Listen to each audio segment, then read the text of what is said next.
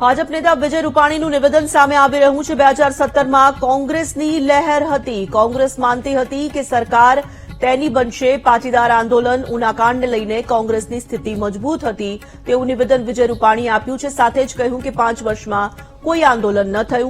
15 ધારાસભ્યો ભાજપમાં આવી ગયા। આ વખતે કોંગ્રેસ નિરાશ છે। આ વખતે કોંગ્રેસ માત્ર પોતાના અસ્તિત્વ માટે લડી રહી છે। કેજરીવાલ કોંગ્રેસની બેઠકોમાંથી જીત મેળવશે તેવું માને છે એવું વિજય રૂપાણીનું નિવેદન છે અને સાથે જ કહ્યું કે આ વખતે માહોલ અમારી તરફેણમાં છે। મલ્લિકાર્જુન ખડગેએ કરેલા વિવાદિત નિવેદન પર રૂપાણીએ નિવેદન આપ્યું। રાવણ સાથેની તુલના ગુજરાતીઓનું અપમાન ગણાવ્યું છે વિજય રૂપાણીએ અને સાથે જ કહ્યું કે આ વખતે માહોલ અમારી તરફેણમાં છે।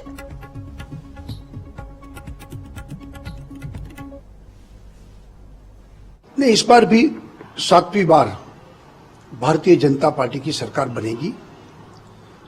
मुझे लगता है कि 2/3 से ज्यादा बहुमत मिलेगा। पहले जो चुनाव था 2017 में और इस बार के चुनाव में काफी अंतर है। 2017 में कांग्रेस बड़ी स्ट्रांग थी। पाटीदार आंदोलन, ठाकुर समाज का भी आंदोलन चल रहा था उस वक्त। ऊना में जो दलितों के खिलाफ जो कुछ हुआ था तो जिग्नेश मेवानी भी काफी सक्रिय थे। कांग्रेस उस वक्त ऐसे मानती थी कि उनकी सरकार बनेगी। 77 तक तो पहुंच गई थी कांग्रेस और हम 99 तक रुक गए, लेकिन सरकार बीजेपी की बनी। 5 साल पूरा कोई आंदोलन नहीं हुआ। पाटीदार आंदोलन भी समाप्त हुआ। काफी लोग भारतीय जनता पार्टी में आ गए, जैसे हार्दिक पटेल खुद आ गए। कांग्रेस के भी 15 से ज्यादा एमएलए बीजेपी में आ गए। ठाकुर समाज का आंदोलन करने वाले अल्पेश ठाकुर भी बीजेपी में आ गए। उस वक्त कांग्रेस सरकार बनाने के तौर और मिजाज से चुनाव लड़ रही थी।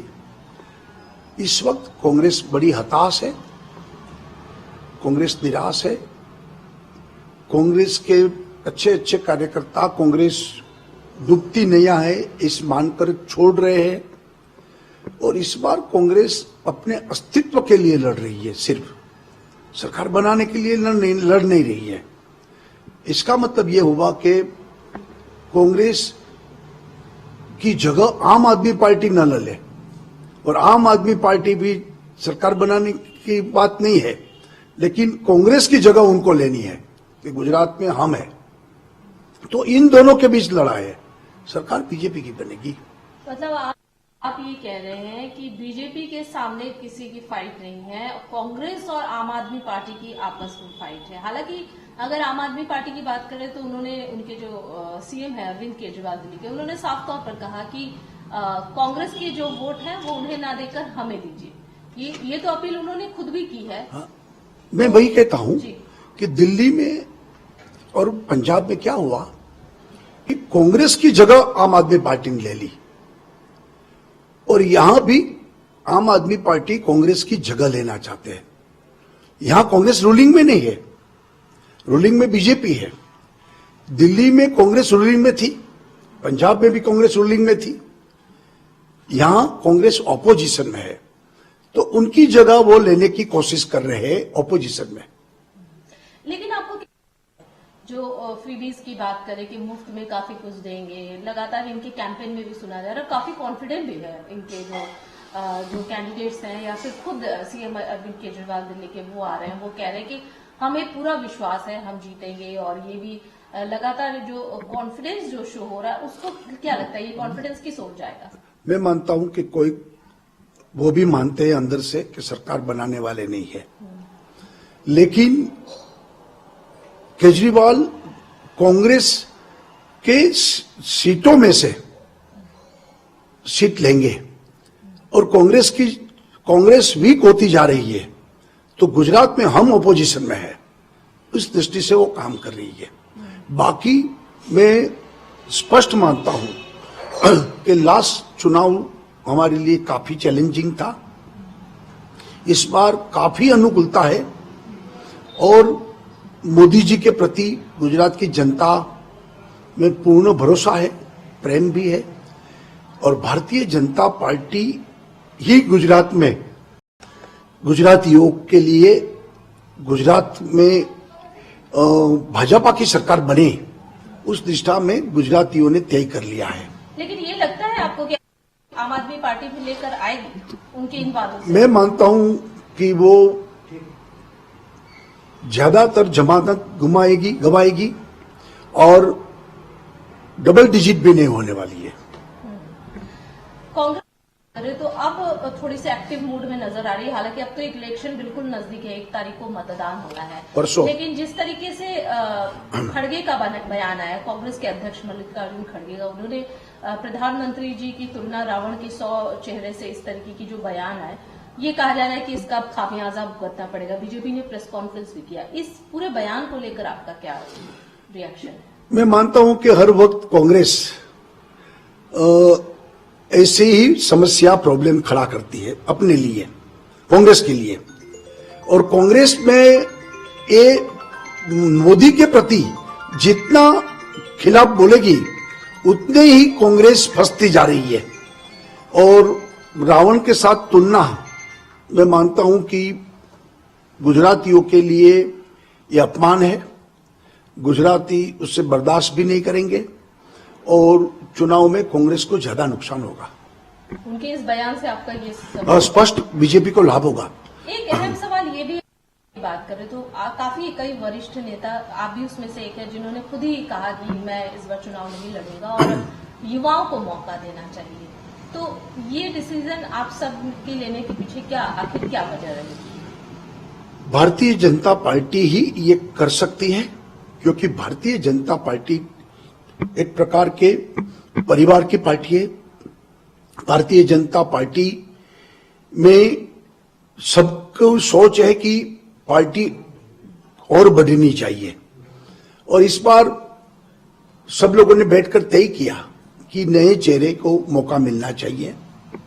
तो जो सीनियर लोग हैं वो चुनाव न लड़े और बाकी लोगों को मौका मिले।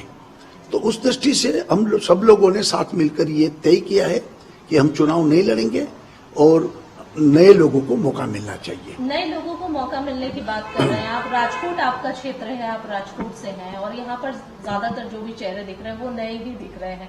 खासकर यहाँ की अगर चुनावी समीकरण की बात करें तो यहाँ आप अपने आप को, मतलब अपनी पार्टी को किस आधार पर और कितना मजबूत पा रहे हैं? चारों 4 सीट हम जीत जाएंगे और चारों जगह अच्छी लीड से हम चुनाव जीतने वाले हैं, क्योंकि राजकोट बीजेपी का गढ़ है।